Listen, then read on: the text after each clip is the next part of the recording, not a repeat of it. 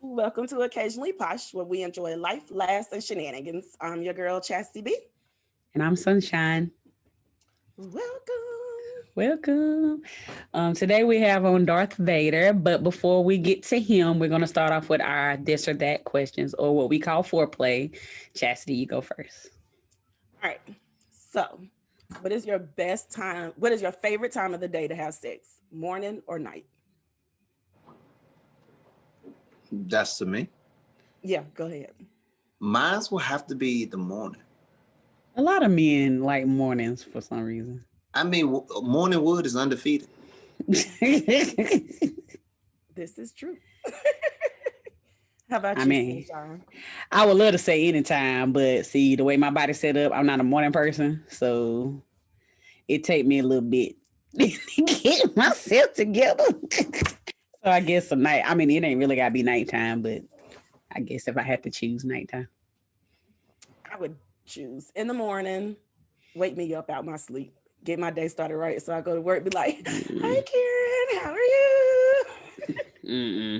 Something Now, about doing it in the morning make me focus. I mean, now if I can get up and go do something and then come back and it's still morning, that's fine. But waking up to it, no, I need mouthwash or something to happen. Like you can kid me with the morning breaths. No, I need something. Stop to look that way. Look to the left. Look to the left. It ain't sexy. Oh. Well, I guess it might be honest. But no. Come on. I hear you. That morning. All right. Mine is, would you rather suck at foreplay or suck at sex? Foreplay. No, I don't know, because sometimes a good foreplay can be better than the actual sex. Facts. Nah, see, sex will bring you back. Foreplay, you can miss without that. So I'll rather suck at foreplay, because sex, you'll keep coming back for good sex. I mean, from a man point of view, you know, the head could be terrible, but the pussy could be amazing. So that's true. I don't know. From a woman's point of view, foreplay is pretty important. Yeah, I need to be like revved up a little bit. So the foreplay is just as important as the actual sex. I think so too. But you gotta pick one. But I need the penetration.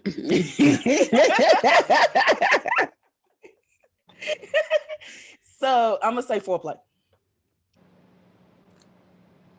Okay, can I not choose? No. I don't want to put it out there. Oh, I guess foreplay. I mean, it ain't no point in getting started if you can't finish. So. Don't do all that foreplay and just stop. Yeah, that's true. I've had that happen before.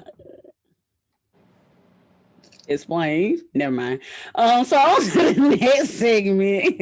I mean, I was the one that was over it. Okay. On to the next segment. We're gonna go to our topic segment. I'm not messing with her. And we have on Darth Vader. Darth Vader, please introduce yourself to the folks. Hello, everyone. I'm DarthVaderDC. From the DC. Right. I am a polyamorous content creator, also businessman, and a dom, dominant. I specialize in rigger, impact play, wax play, edge play, knife play, and getting into play. Need some notes. I was like, that sound like a lie. I got questions, but go ahead. But that's about it. I give actually dom classes for new doms and understanding impact and rope play, introductory courses. Nice. Interesting. You're gonna have to come on for a second episode because now I got like a whole new set of questions. That's So, fine. so today we really wanted to like focus on the polyamorous Mhm. part of it. And so could you explain what polyamory is to other people? Well, to us and everybody else. And what is the difference between a polygamy relationship and polyamory? Okay, so overall, polyamorous to others is just for most people in the general social networking of people. It's just the aspect of dealing with other people, having other relationships, outside relationships. The difference between polygamy and polyamorous: when you're in a polygamous relationship, you are actually married and you holding the title of like, this is my wife, this is my second wife, this is my third wife, or my second husband. Polyamorous is when you're able to have an emotional connection with another individual, which could be a man or a woman, in that type of space, where that dynamic where you are romantically dating the other person. So it's like polygamy is like the carry on to being polyamorous. Right. It's just you're not tied down, I guess. So Correct. like in polygamy, can the like say first, second wife, could they have other partners or they just have to be with that partner? So in typical polygamous relationships, it's more like a monogamous type ordeal with another mate. Okay. So it's usually one guy, two females. I've seen some cases where it's two females, one female, two males. Mm-hmm. That's usually some of the cases that I've seen in the Black community. Got you. Mhm. So is jealousy ever an issue? And if so, how do y'all deal with it? Jealousy is always an issue. Jealousy is a regular human emotion. It's something that never goes away. It's something that you constantly have to deal with. Jealousy, just like every emotion that you learn to deal with from a child, you learn how to manage it. You learn how to manage your emotion. You understand your triggers, the things that spark up your the things that spark up what is jealousy to you. And what you do is, as time goes on, you change the narrative of what can make you jealous, and what you will focus on as far as being a jealousy type act. Hmm. See, I would be nervous to be like, so I would be nervous to be in a polyamorous relationship because I feel like I would get jealous Mm-hmm. because like he'll be like, I'm gonna go stay with Tasha tonight and I'm at home by myself and my feelings. Like, what the hell is Tasha doing that I ain't doing? But why? But while you with Tasha, he with Tasha, you could be with somebody else, right? I ain't gonna want to because I want to know why he had Tasha. But you gotta understand, but typically in monogamous relationships, as you grow up and you grow up developing monogamous relationship, you understand that the aspect of getting in a relationship or dealing with someone is technically competing. In a dating scenario, you're competing with other women that's trying to talk to the same guy. There's the potential mate that you're trying to get. Mm-hmm. In a polyamorous lifestyle, you're not competing with anyone. It's not a competition. So you don't have that feeling of, oh, why he going to be with her when she's not with me right now. You don't have that situation. You have it like with my situation here, where it's Wednesday and I know my partner is at her boyfriend house, so I know, okay, I'll be here by myself.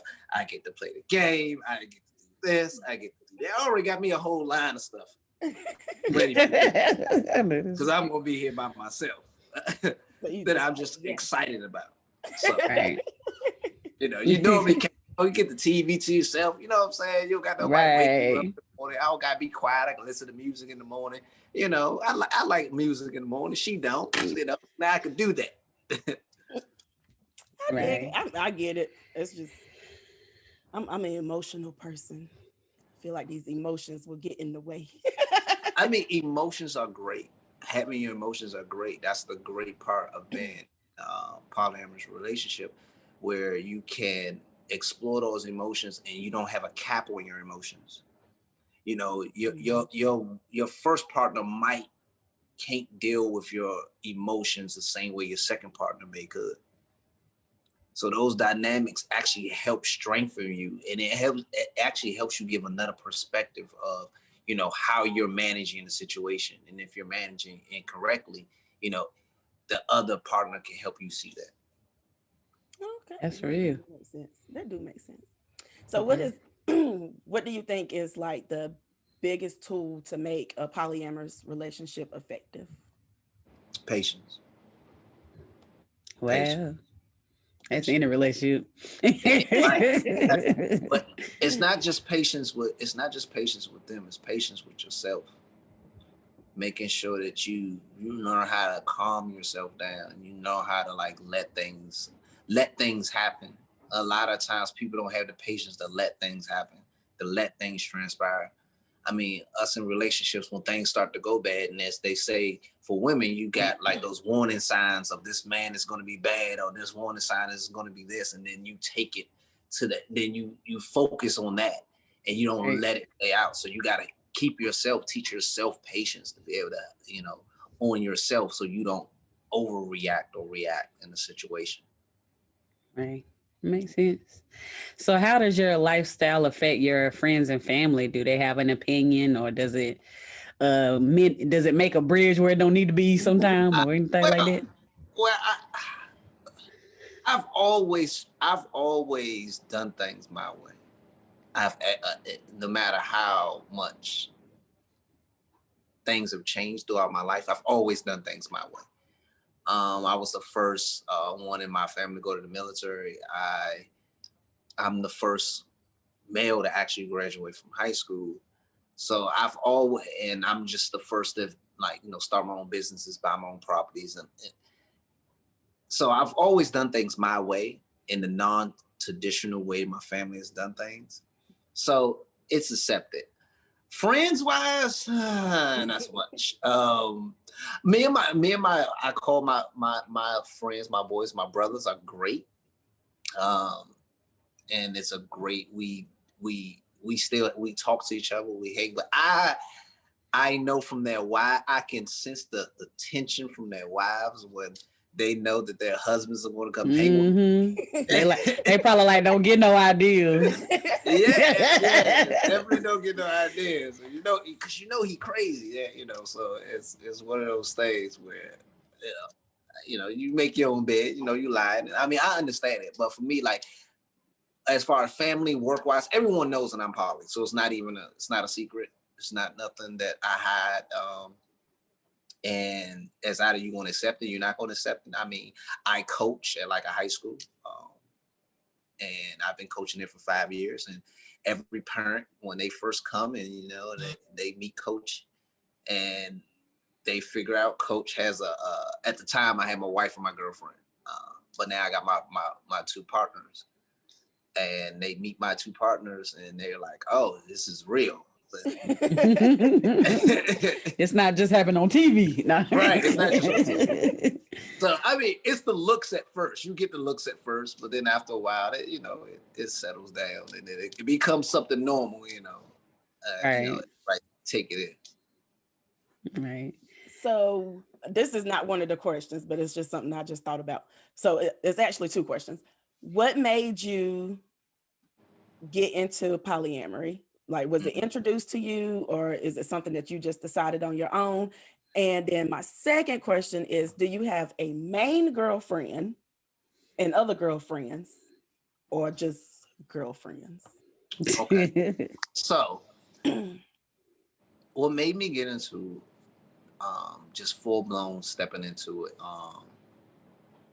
For most people that step into polyamory, they actually, it's some usually a life changing event that transpires, that makes you think of things in different ways.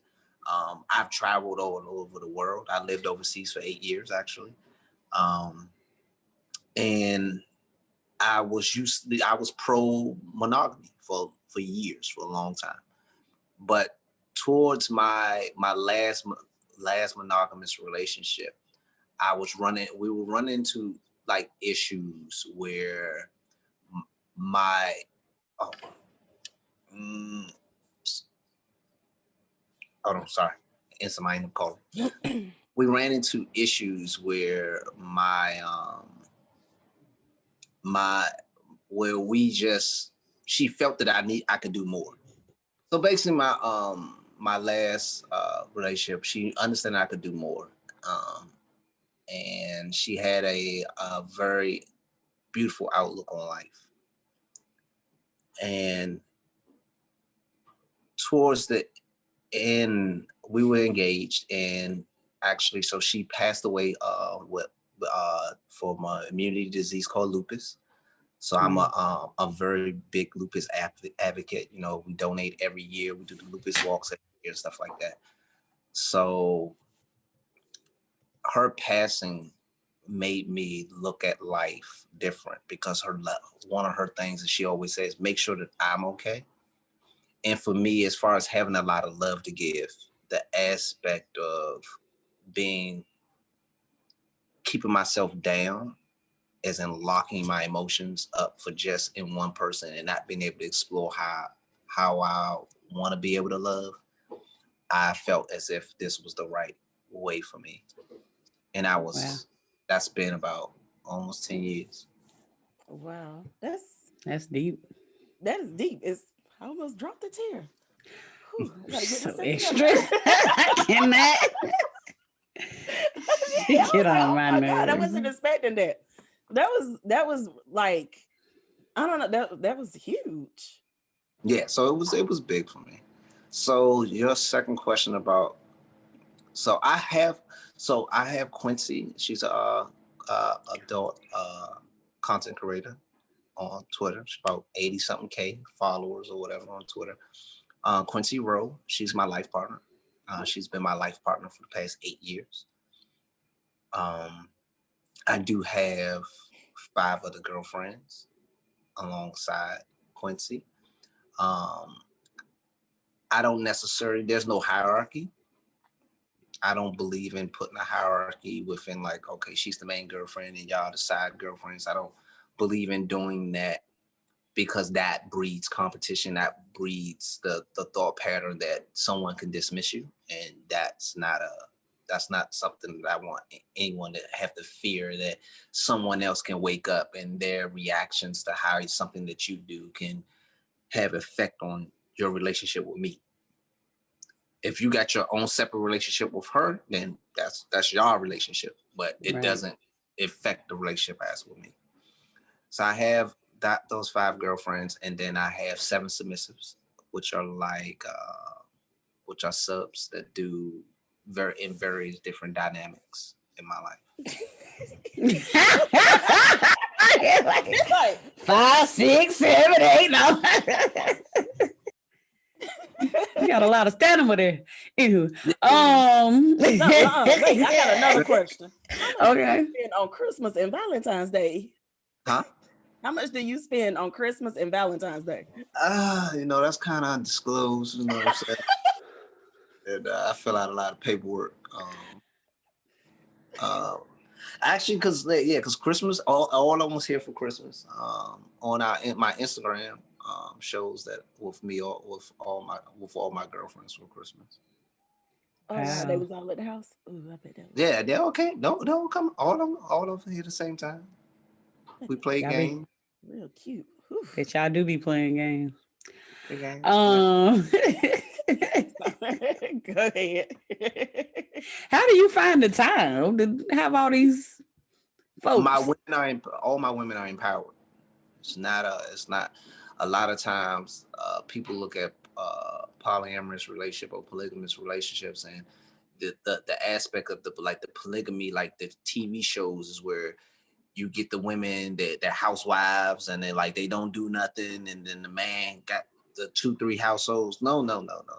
My women are empowered. My women are have their own jobs, have their own everything. So the aspect of any relationship that I feel should be an extra. Your relationship does not make you. Your relationship is supposed to be an extra.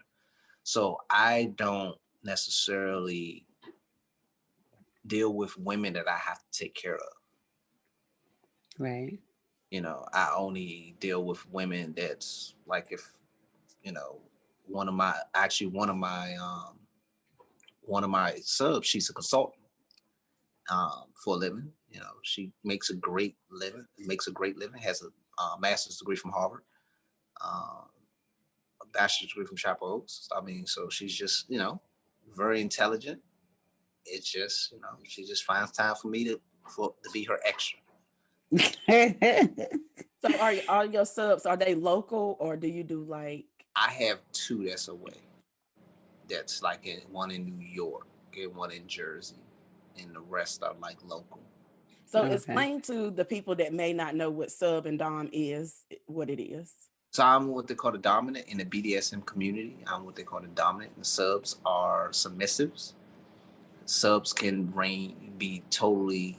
They can be bratty. They can be childlike. They can range from anywhere in the spectrum of how a woman will act. Okay. And if anybody wants to be a sub of yours, They making me make this little application thing now. Like they gotta like. Okay. my since like my regular job in my outside world, I do programming, project management, and portfolio management for like business cases and different things like that, and overall business development and strategic planning. So for me, I'm never overwhelmed. It's always an aspect of I just have to build a better process.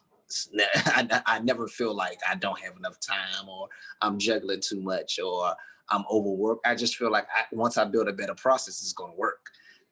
That's just how I see things. Wish a lot of people thought like this. I need to outside of all this polyamorous and sub and domination stuff, I need to talk to you on how to get to that level, because I feel like it ain't enough hours in the day. No, it's enough hours in the day. It's enough. I never have enough.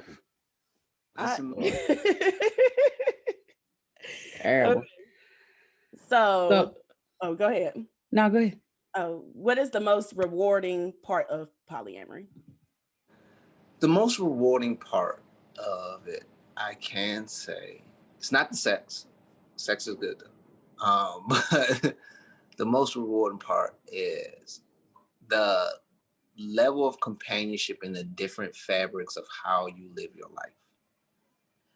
A lot of times, everyone has different layers to them, and like different types of like music. Just like music, there's different genres and how you listen to music and how it make you feel, and what memories it help jog and how it helps massage that.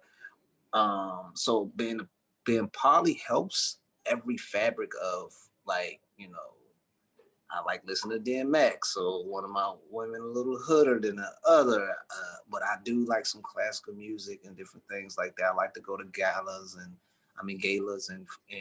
different function events, one of black tie events, and I got a bougie one that really likes that kind of stuff.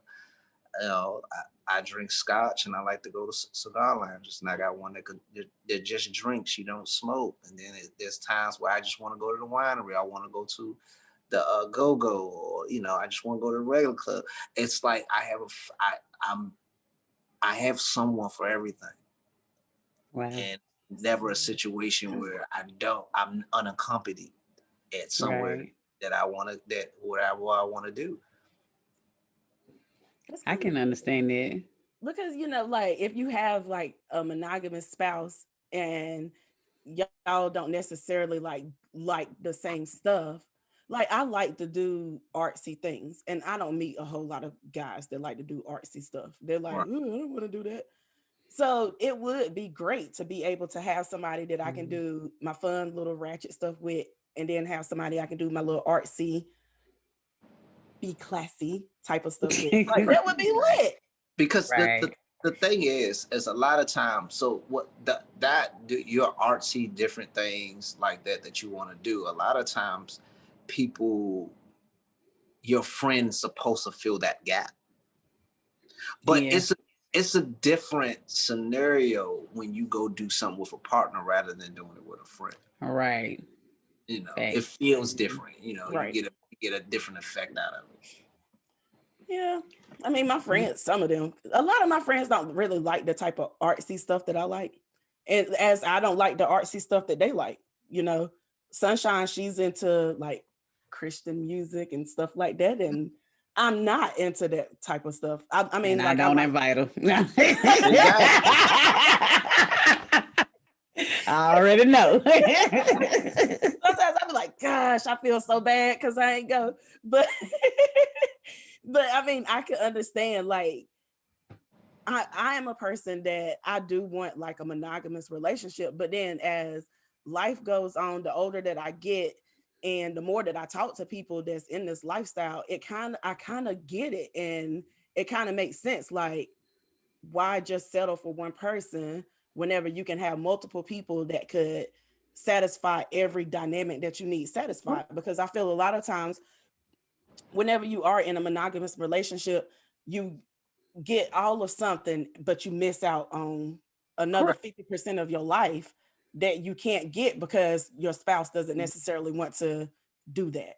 Correct. Right. And that's usually because a lot of times women um tend to have that issue a lot Mm-hmm. more than men because women, yeah, I call them undue circumstances. I mean, undue expectations. Women, y'all automatically fold on a lot of different things for the relationship, You right but about that.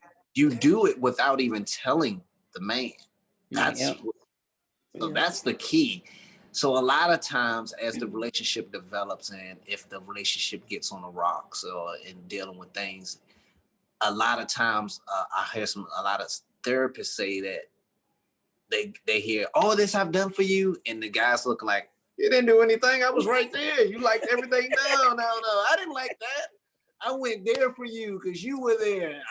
I thought you liked it. I just thought you just came out because you want. No. I'm doing it for you. I didn't do it for Right. me. So it's that aspect that people forget. But but societary norm has what taught us that what we supposed to do in a monogamous relationship and how we supposed to move forward in just a monogamous relationship and just deal with okay that all my needs are not gonna be met and that is okay. And I'm gonna Right. live my life and that is okay that all my needs are not gonna be met. Because life is not fair. Yes, you can't have your cake and eat it too. That's what they say. Right. I tell them I don't want the fucking cake. I can eat it. I And don't then want a lot of He people went straight to nasty. Go they ahead. want to say that monogamy is because of the Bible, but if you read the Bible, there's nothing about mm, monogamy in the Bible. I That know right it's there is everybody. I mean, if you realize a lot of all the kings and everything and multiple wives in the right. Bible. I mean, the Right. aspect of had been um, uh, in a open type fabric of a relationship is something that's been done since the beginning of time. The technically how someone has said that the reason why people start moving towards monogamy is to slow the households down from being as big as they used to be. Mm-hmm. Because as you know, back in the day, the bigger your household is, the more powerful your family is. Because you have more land because it's more of you, and you stretch out further, and it's more protection. That means more guns. That means more gatherers. So you built that, and the monogamy part keeps you slowed down, and this Hmm. way you won't mass produce at such a high rate. So Mm-hmm. We don't need to mass produce at a high rate. no, There's a such thing as contraceptives. Not back then it wasn't. They just had them. So how do you meet partners? Like how do you meet folks? Like do they approach you? Do y'all have a community? Like how does that work? so I meet women anywhere. I mean, I meet women everywhere. it's not even a case where it's not like a hotline or nothing. It's 1-800-Poly.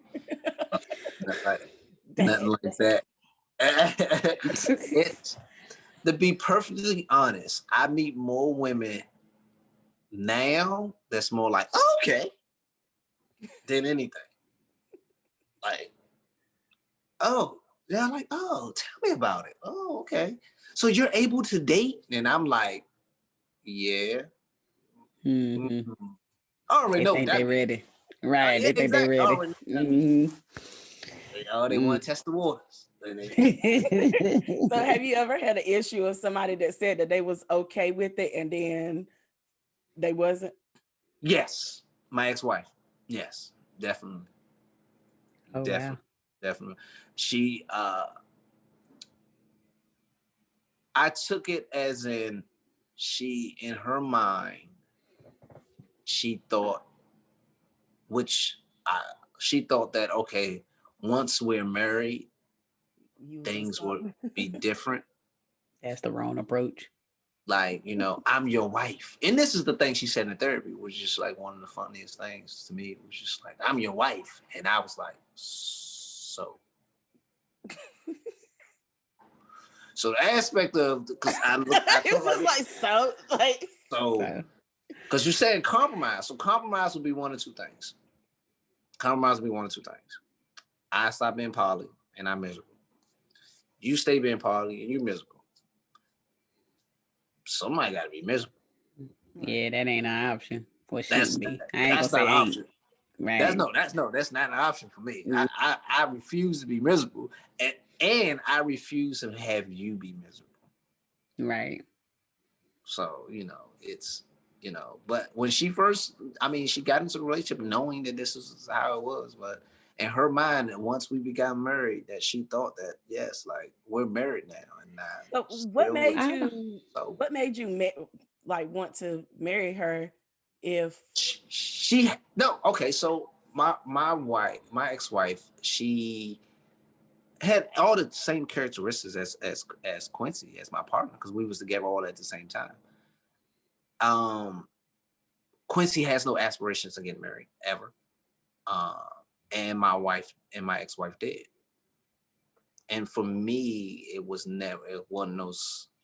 For me, it's just a piece of paper. It really doesn't really do anything. Life partnership. If you do your life partnership the right way, you have the same legal grounds and everything as somebody that's married. So legally, if people actually got to read into things. It's easier. Actually, it's easier to be in a life partnership than be married in the first place. Power attorneys, life insurance, and just living together. Common laws allow the fact that technically, just like you're married, so you don't have to deal with none of the same issues. Because you can show up if your spouse gets hurt at the hospital, you still got to show up with proof that you're married to them. Is there any proof that you got besides a marriage license to say that you're married to them? No. When you show up to the hospital, you're like, I'm married to him. I'm his wife, and they just want to let you in.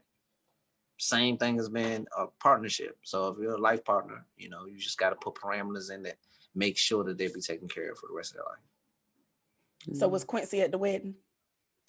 No, she wasn't. I think she was. I think she was. She I said she forgot don't what want to see that shit. I forgot what she was at that day. She said she doesn't have aspirations to get married, so she Nah, sure. But it was we got married in co-house. Like that was my second marriage. I got married before, a lot younger. I got married like when I was in the military type thing. And, I was going to say it must have been when you was in the military. yeah, everybody get married in the military. That's like the thing, I believe that actually. That's what you do. You get married. Oh, okay. Yeah, you know, this is what we do. Oh, okay. It's normal. So do you live with any of your partners or do everyone have separate living quarters? Yes, I live with two of my partners as of right now. I live with Quincy and the girlfriend that me and her share. Um, and then I think once we build this house, I think a couple of them more might live with us. So we're trying to figure that out. We're trying to understand how much space we need, and it's a pain. I know it's gonna be bad. It's gonna be, because we want to have it built, so you got to keep going back to the drawing board, and then they're gonna keep wanting stuff, and you have to put stuff. Everybody need their own bathroom. Oh no, that's standard. That's standard. Right. That kind of stuff. I'm just worried about two places. My room. Your man cave. Nah, you can't have well, I'm gonna have a dungeon. I'm gonna have a dungeon built in it. Yeah, that was gonna be my next question. Yeah, dungeon built in it. But I mean my room. I just need like one room. My room and my office in two separate places. So I need a place that I can work, and then I need a place that I can just chill out. With nobody. Just by yourself. Just by myself. In your sweatpants. Yeah, in my lonesome playing Xbox. So are there any restrictions, any do's or don'ts, any rules in place, anything like that? I don't know. I mean, the only thing we had, I mean, since we do technically do sex work too, we, testing and communication, if you have any partners that's outside our dynamic, that's always like, that's, you let us know type situation. But I mean, other than that, there's no real, a lot of other relationships have rules. A lot of other poly people have rules. And usually the rules are governed to try to maintain the relationship, and trying not to rock the boat or whatever, try to like make sure you keep the status quo that I'm number one in your life type situation. Right. I tell any man, if you could take a woman from me, you're a bad dude. I owe you a drink. No, that's all right. So I don't even worry about nothing like that. You ain't worry about nothing. I ain't worried about it. Do y'all know like each other's partners? Yes. Partners. Okay. Yeah, yes. He said they all hung out for Christmas. Oh, Thanksgiving. Yeah. Everybody, so everybody's over here for mostly all holidays. All of us are together mostly all holidays, and we all together when we go out to different like events and stuff, like lifestyle events and stuff like that. So we all do things together. That's a normal thing. That like I would show up with like 5-6 women at a time. At different events. So that's a normal for our area at the lifestyle community that we go to. In our area, that's a known thing that I will show up with all of them at one time. So explain to folks, when I was hearing you on Clubhouse, you mentioned that you were a rigger. Mm-hmm. So explain to folks what that is. I do rope. So I do ties. I do what is called shibari, like different types of knots and ties and stuff like that. So I love to tie people up. That's like one of my best hobbies right there. I want to do that. You might have somebody knocking on your door. That's fine.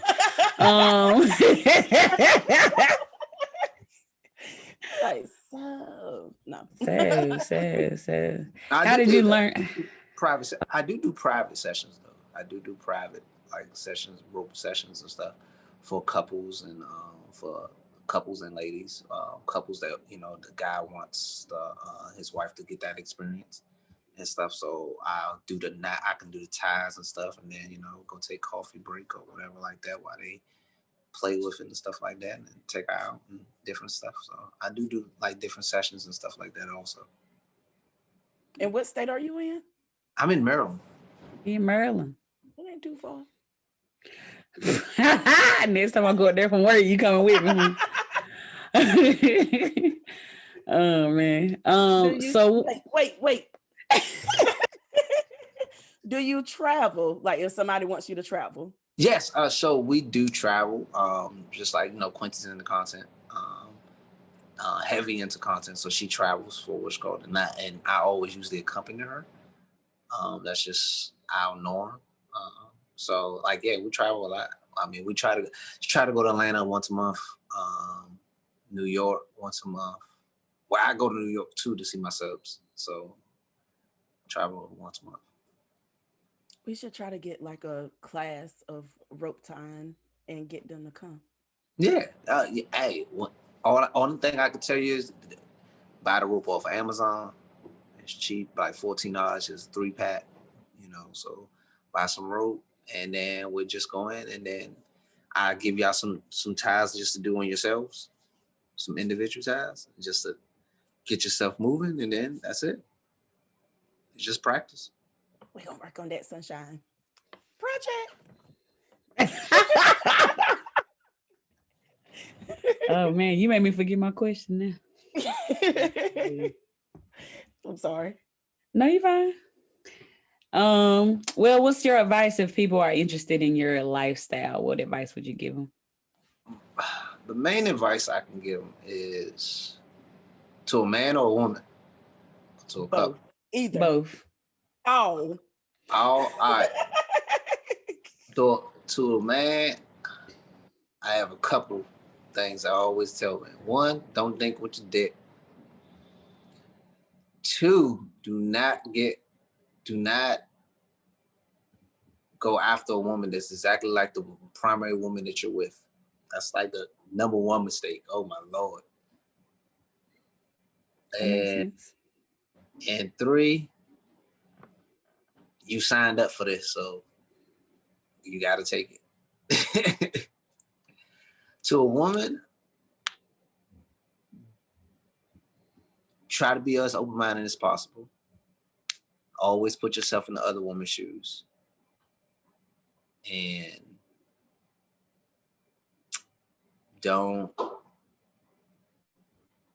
I can't say don't fall for the bullshit, because sometimes it's not necessarily bullshit. It's make sure this communication is always transparent through everyone in the relationship. Where a lot of times where I see some women where they start off talking to the male, and they don't talk to the female, and the male makes it seem like it is okay with the female, and then when they all come together, it's definitely just not good. So like that.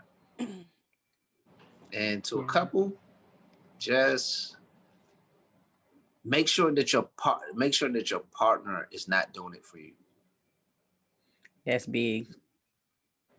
It's a lot of relationships where it's you trying to spice it up. So let's be poly, or you're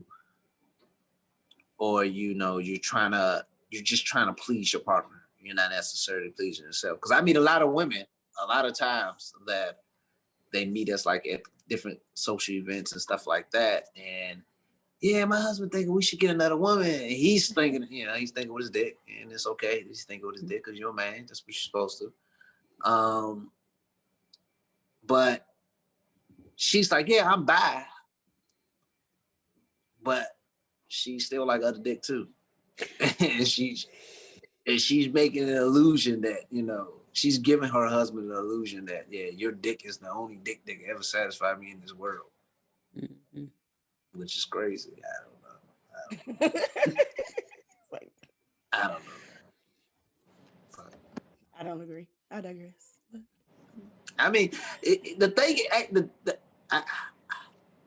I can say yes. I can say yes. You could grow a liking to anything. No, I'm talking about I don't agree that one dick can satisfy you for the rest of your life. But I had some women say, you can't tell me that. I was like, I'm telling you, you just never know. Like, I know I don't have the biggest dick in the world. I know I don't. I mean, I do porn. I know guys that do porn. It's just like, it's this dude got like 14 inches of dick. Like, what the fuck you gonna do with that? 14 inches of dick. Like, ask him what the fuck he gonna do with that and not put it in here, and that's that's what I'm saying. But you know what I'm saying. But the thing is, it do the job. So it's just like one of those things where it's just like it happens. So you never know. Do you ever have folks who try to like your friends who want a piece? What do you mean, home? What do you mean? Like, do your friends ever like tiptoe on the line of let me dibble and dabble? Like my female friends dibble and dabble with me, or no, like your male friends, or vice versa. My male friends, they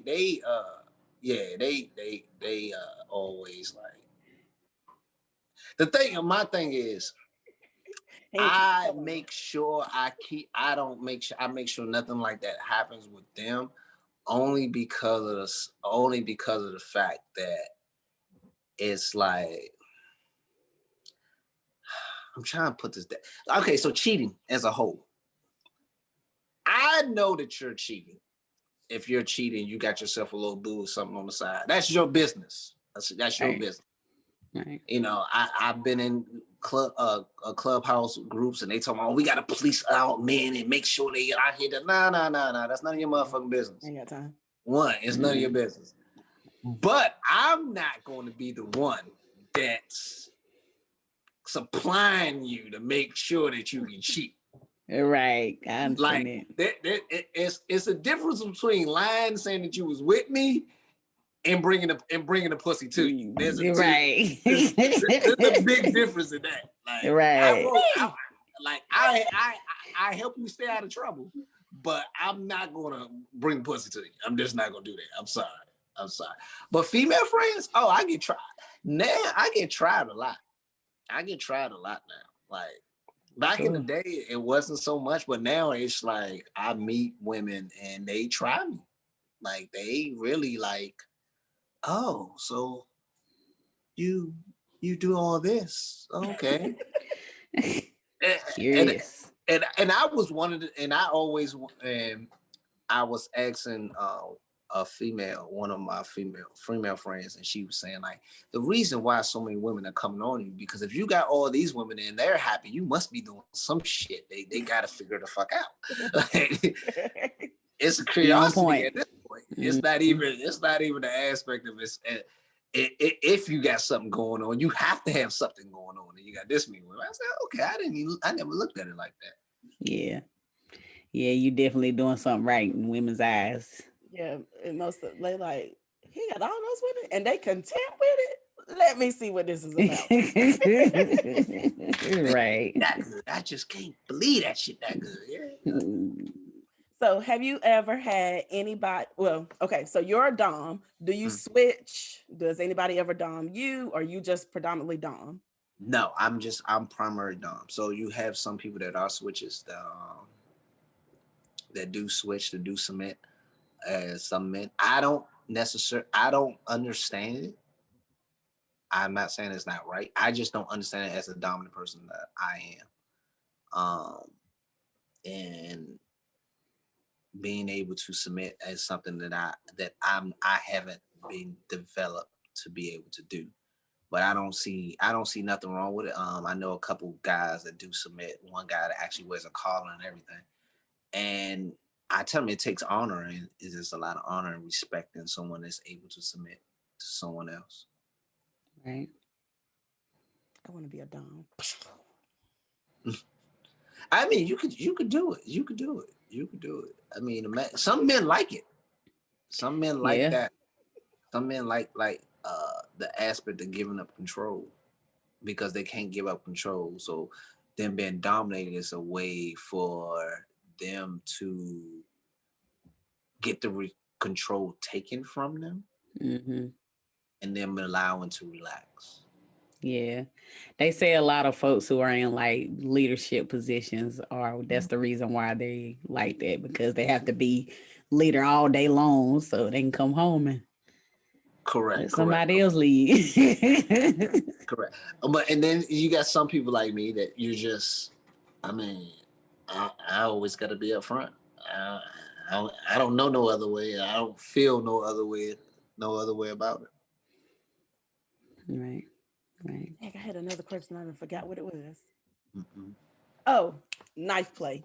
Don't go all the way into detail level, because we're gonna have you on again, because I want to like dive into some of these the different stuff, terminologies and stuff. Yeah, but knife play. What is that? So knife play is when you use sharp objects, preferably knives to like graze over the skin.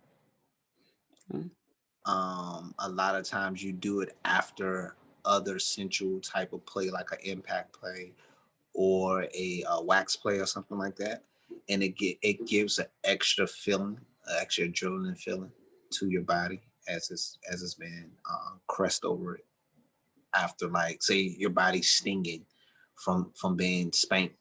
The knife play helps give that extra edge of relief. For some people, you know, little scratches here and there help relieve tension and stuff. Just like with the suction cups with the fire, you know, helps relieve tension. So it's things like that. Wow. You And taking then notes, as far as, Chester? huh? You taking notes? No, well, yeah. Go ahead. Go ahead. um, Edging. What exactly is edging? That right there is the episode that I want. Whenever you come on again, I want to like dive into that. But it's actually something that I've been trying on my own. Edging is bringing the the body close to orgasm and then making it go back, bringing you to the edge, but not letting you jump. So edge play is something that for me I combine with my rigging. I would tie you up and then I would do the edge play. The whole aspect of being an edge play is to be able to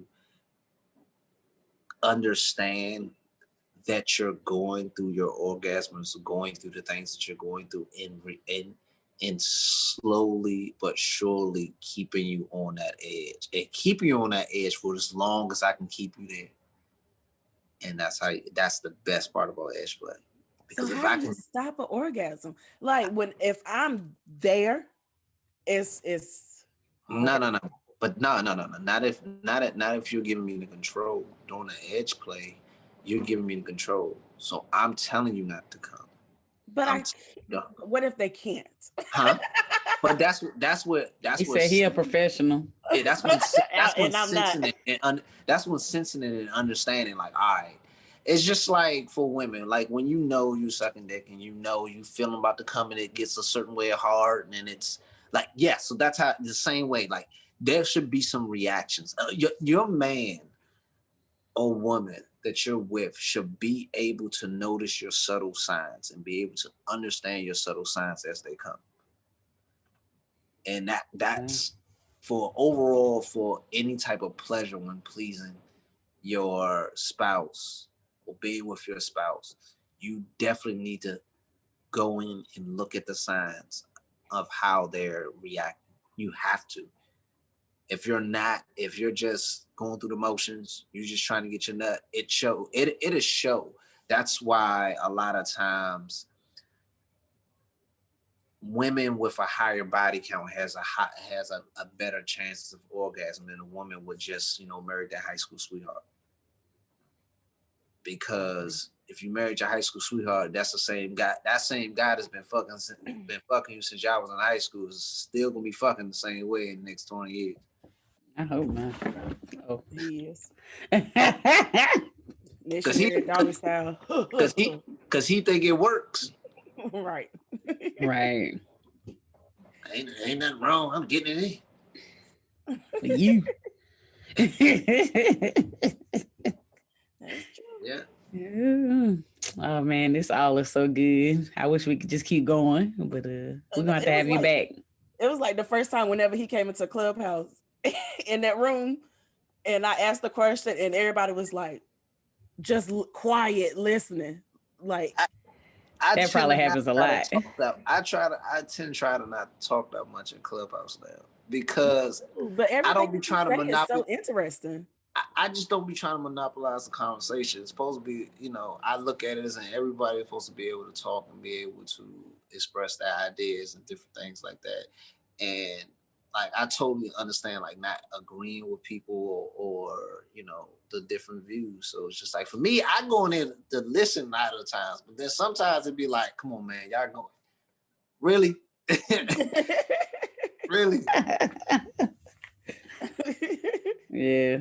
I mean, I don't want to be mean to nobody, but that's the way I be. I be listening sometimes, and I'm just like, well, maybe they might need advice, and it's shocking at times the amount of things that we just don't know. And Right. sometimes you need someone. Sometimes some people don't have the necessarily the tact to be able to say things. So tact is learning tact and understanding how to put things is key. And a lot of times, you know, especially us as Black people, we tend to lose the aspect of being able to develop tact. And in this day and age, it's growing to be a lost art, just like cursive writing. It's something that seemed to be, they try to wither away. But you know, in private schools, they still do cursive. I just want to let you know that. I teach my kids cursive just because I ain't got nothing else to do.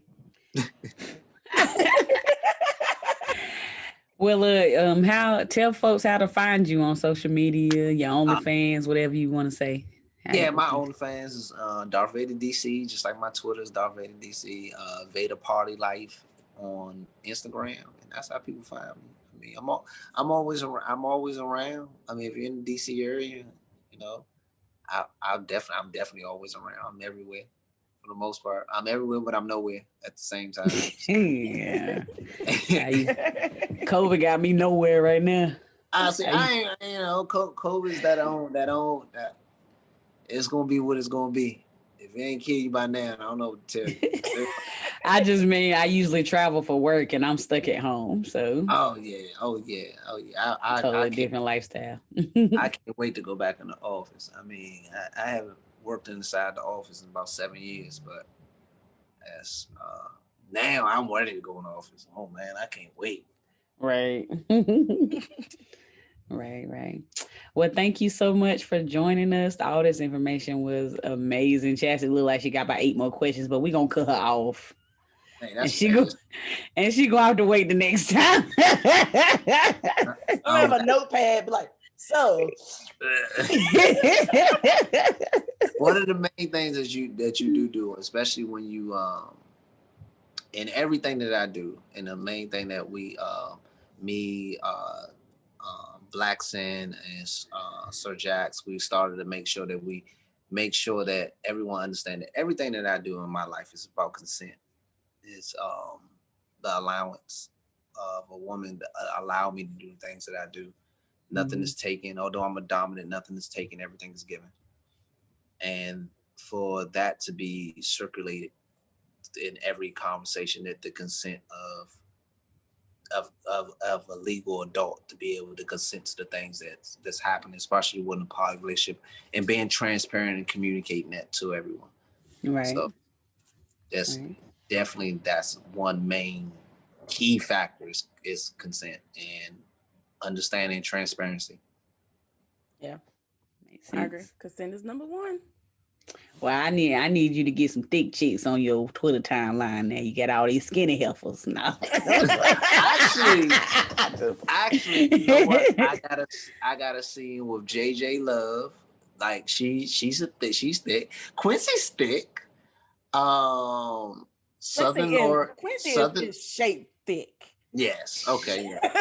But I do have some content with some on my OnlyFans with some thick women.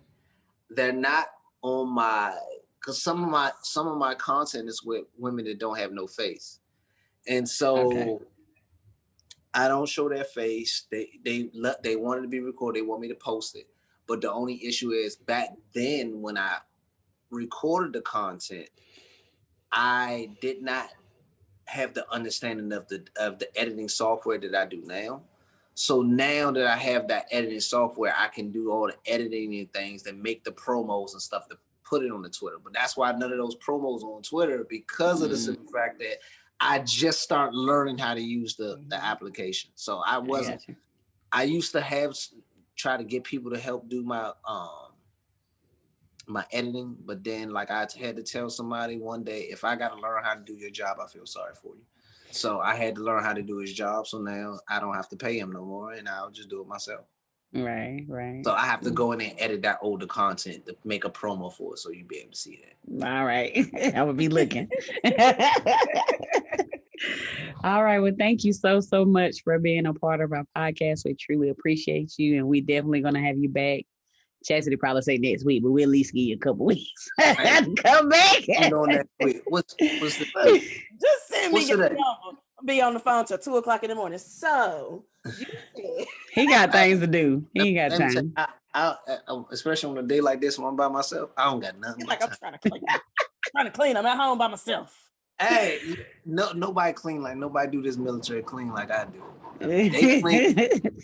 They clean. The maid comes, she clean, but not like how Not like you. I want to do it. So. Right. Well, yeah, I definitely connect with you to see where we can get you back. So thanks again. Thanks for everyone who has watched this. If you're watching this, you can also listen to this on Apple Podcasts, Google Podcasts, Spotify, Pandora, et cetera, et cetera. If you're listening to this, you can also watch it on YouTube and Facebook. So thank you, Darth Vader, for being a part of Occasionally Posh. We're definitely going to have you back. And Chastity, write down your questions. Bye-bye. All right, bye. Bye.